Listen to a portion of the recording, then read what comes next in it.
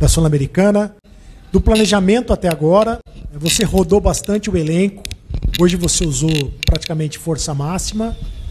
E se o jogo, pelo menos, pareceu fácil para quem assistiu, eu queria que você falasse sobre isso. Boa noite a todos. Eu acho que o mais importante de tudo foi a nossa classificação. Esse era o nosso objetivo, de passarmos para a próxima fase em primeiro lugar. Senão nós teríamos mais 2 jogos e o desgaste já é grande. Começamos bem, tivemos um primeiro tempo muito bom, dominamos praticamente o nosso adversário, conseguimos fazer os 2 gols. E sofremos um pouquinho no segundo porque tiramos o pé do acelerador, coisa que eu não gostei. Eu falei com os jogadores no vestiário que isso não pode acontecer, porque um jogo desse é muito perigoso. Se a gente toma um gol aí, ia tomar um sufoco e tudo poderia acontecer. Então nós tivemos a oportunidade de ampliarmos o placar, não fizemos isso. O adversário começou a gostar do jogo, começou a nos dominar. Ainda bem que nós não sofremos o gol, como já falei, porque senão a coisa ia ficar feia pra gente. Então, gostei do primeiro tempo, não gostei do segundo tempo, já conversei com eles. E agora é pensar no futuro. Colocamos hoje, mais uma vez, a força máxima, até porque a gente precisava do resultado. E domingo nós já temos mais uma decisão, né? Em termos de Campeonato Brasileiro. Nosso adversário jogou ontem, jogamos hoje, um dia menos para nos recuperar, mas faz parte, né, do calendário brasileiro. Eu acho que, como falei, o mais importante de tudo hoje foi a nossa classificação em primeiro lugar. Renato, boa noite. Pedro Henrique Carvalho, da Band News FM. Queria fazer 2 perguntas. A primeira é, em alguns momentos, eu percebi que a torcida do Fluminense estava muito ansiosa quando a bola chegava nos pés do Everaldo. A gente podia ver uma ansiedade da torcida em ver uma jogada um pouco melhor do pé do atacante. A gente sabe quando não saem os gols, existe uma pressão. Você, melhor do que ninguém sabe, falar sobre isso. Queria que você falasse um pouco sobre essa situação e sobre no final do jogo, a torcida do Fluminense falou muito, né, falando já sobre o Super Mundial e tal, mas eu não queria falar um pouco disso. Queria que você destacasse o que te chamou a atenção hoje no meio-campo do Fluminense, porque a gente viu muita triangulação. Se você acha que esse tipo de jogo pode ser favorável no Super Mundial ou não. Obrigado. Eu acho que as triangulações elas são importantes em todos os jogos, não só no Mundial. Então são jogadores inteligentes, jogadores que se movimentam bastante, que eu peço para eles. E o Ganso é um jogador muito inteligente, que ele abre espaços para ele, abre espaços para os companheiros. Então, quanto ao Everaldo, nós temos 2 atacantes de área, que é o Cano e o Everaldo. O Cano está machucado, a gente tem jogado com o Everaldo. O Everaldo, muitas vezes, ele não aparece para a torcida, mas ele aparece para o time. Ele tem feito, taticamente, boas partidas. E é difícil, é muito difícil um jogador entrar em campo sendo cobrado sempre pela torcida. No momento que ele acerta a jogada é uma coisa normal, no momento que ele erra é vaiado. A gente tem pedido para o torcedor não vaiar os jogadores. Acontece, mas acho que o mais importante de tudo é a confiança que eu passo para ele. Ele tem a confiança dos companheiros, como eu falei. Às vezes ele não aparece muito para o torcedor, mas ele aparece bem para a equipe, e é isso que é importante. Boa noite, Renato. Wilson Forte, da Central Fluminense. O Fluminense foi o único clube brasileiro a se classificar em primeiro na Sul-Americana. Isso, acho que naturalmente vai trazer um favoritismo para o Fluminense na próxima fase. Queria saber como você encara esse favoritismo que o Fluminense vai passar a ser considerado agora. E queria que você comentasse rapidamente sobre a situação do Keno, que é um jogador que tem ficado fora dos jogos. Se preocupa, se tem alguma previsão? Não, o Fluminense, qualquer equipe não pode ser considerado favorito, independente da competição, seja Campeonato Brasileiro, seja Copa do Brasil, seja Libertadores, seja Sul-Americana. Nós passamos em primeiro lugar porque nós trabalhamos, fizemos as coisas certas e conseguimos o nosso objetivo, que era a classificação. Isso não quer dizer que as outras equipes que não se classificaram, de repente tem mais 2 jogos para se classificar, agora vem as equipes fortes da Libertadores que não se classificaram. Não existe favoritismo no futebol. Eu acho que, eu sempre falo para vocês, eu vejo todos os jogos, é só vocês assistirem todos os jogos aí, dessa competição, de outras competições. Quando eu falo que o futebol brasileiro está muito nivelado, é exatamente por isso. Um time de primeira tem dificuldade para vencer um time de terceira, quarta divisão, entendeu? Ontem eu vi, não é que eu queira falar do adversário, mas ontem eu vi o Flamengo com quase 70 mil pessoas no Maracanã sofrendo, entendeu? Então, a palavra favorito não existe mais no futebol. Ela não existe mais no futebol. Ela pode existir na cabeça de um ou outro jornalista que faz parte, na cabeça de um ou outro torcedor que faz parte. Agora, nós profissionais dentro do clube, de maneira alguma, não existe favoritismo. Até porque, que eu falo, não tem uma equipe se destacando, atropelando todo mundo. Não tem mais, pode ver, dificilmente você vê uma goleada hoje no futebol. Por quê? Porque está muito nivelado o futebol. Então, aonde que existe a palavra favoritismo?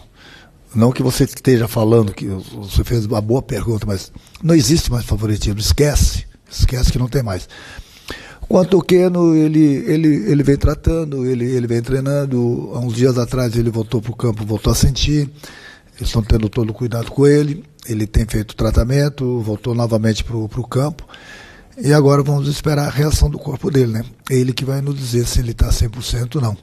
A gente está tendo todo o cuidado com ele, tanto o departamento médico, como a preparação física, a comissão técnica. É ele que vai nos dar a resposta agora. Renato, boa noite. Leandro Quintela, Resenha Tricolor 1902 e Portal Netflu. Parabéns pela classificação, mas me permite sair um pouco da partida de hoje, pois considerando que estamos a 17 dias da estreia do Mundial e que este é o último jogo do Fluminense no Brasil antes da competição, vocês já estão pensando em alguma estratégia diferenciada para o confronto com o Borussia? Ou alguma escalação diferente, tendo em vista que este é um confronto diferente de qualquer realidade que a gente possa viver no futebol brasileiro, havendo uma clara disparidade competitiva entre as duas equipes? Obrigado. Olha, essa tua pergunta, eu poderia responder ela de várias formas. Mas eu queria que você me fizesse essa pergunta domingo, depois do jogo contra o Internacional. Com todo o respeito. O que eu tenho em mente, em termos de equipe, de mudança, não, é para o jogo de domingo. Você está me perguntando uma coisa que vai acontecer daqui mais de 2 semanas. A tua pergunta é boa, é lógico, é normal, mas eu, como treinador, eu sou pago para pensar. Então eu tenho que pensar no jogo de domingo, que é Campeonato Brasileiro. É mais uma decisão que a gente tem, são mais 3 pontos em jogo, entendeu? Aí sim, após a partida do Internacional, aí a gente começa a pensar no Mundial. A gente sabe que são equipes fortíssimas que estarão lá, mas o Fluminense também vai forte, pode ter certeza disso. Mas quanto ao Mundial, a gente começa a pensar a partir da próxima segunda-feira. Até lá, a partir de agora, a gente começa a pensar no Internacional. Boa noite, Renato, Fernando Silva. A partir dos 28 do segundo tempo, eu reparei você muito agitado no campo, cobrando realmente. 2-0 é um placar que você toma um gol, você já começa a ficar mais preocupado, mas ainda é um placar que dá para segurar ainda. E desse momento, até os 38, eu pude perceber os 10 jogadores no campo de defesa. Você acha que naquele momento ali a equipe ficou ansiosa para poder, de repente, fazer os 3-0? Você acha que falta um pouquinho mais de tranquilidade nesse momento da partida? Principalmente numas 2, 3 chances que o Fluminense teve nesse período para poder fazer o terceiro gol.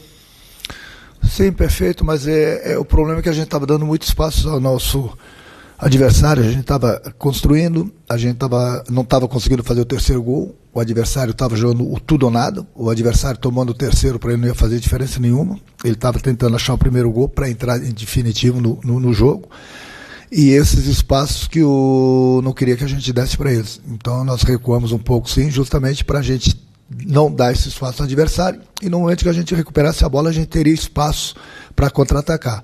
Foi uma coisa que aconteceu nos últimos 2, 3 minutos, mas o meu time teve muito abaixo no segundo tempo. Não pode acontecer isso. O que teria que acontecer foi no jogo de domingo contra o Vasco, a mesma coisa. Atenção durante os 90 minutos, a entrega durante os 90 minutos, as atitudes que eles tomaram durante os 90 minutos. O jogo de futebol ele não se transforma em 45 minutos. Então, o meu medo era que a gente tomasse um gol. Se tomássemos um gol, nós iríamos sofrer e muito. Se é que nós não iríamos tomar o segundo gol. E aí nós perderíamos praticamente o primeiro lugar. Então, no momento que a coisa não está dando de um jeito, tem que dar do outro.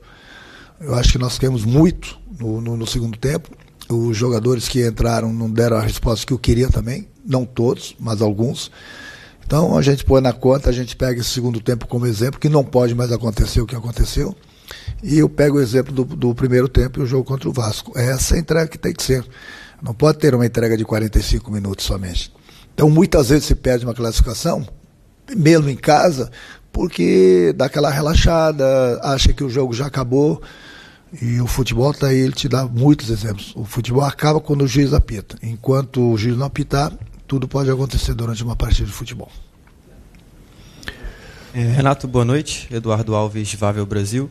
Eu queria falar um pouco sobre o Martinelli com você. Para além do gol hoje, na minha opinião, fez um bom desempenho na primeira etapa.